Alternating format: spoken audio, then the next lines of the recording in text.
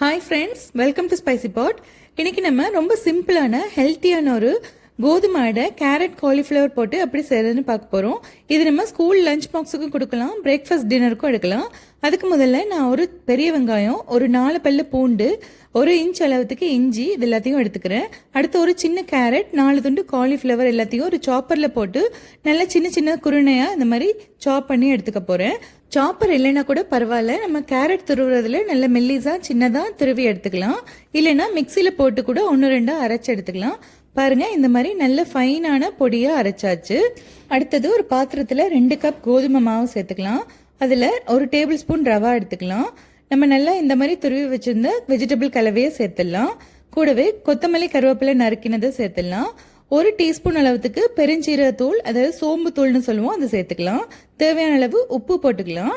அதில் தனி மிளகாய் தூள் 1 டீஸ்பூன் சேர்த்துக்கலாம். காரத்துக்கு ஏற்ற மாதிரி அட்ஜஸ்ட் பண்ணிக்கோங்க.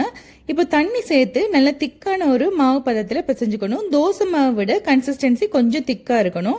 பாருங்க, இந்த மாதிரி இருந்தால் சரியா இருக்கும். இப்போ இந்த ரெடி பண்ண மாவை நல்ல சூடான தோசைக்கல்ல ஒரு கரண்டி எடுத்து விட்டு மெல்லிசான தோசையாக நல்லா சுற்றி வார்த்து விட்டுடலாம்.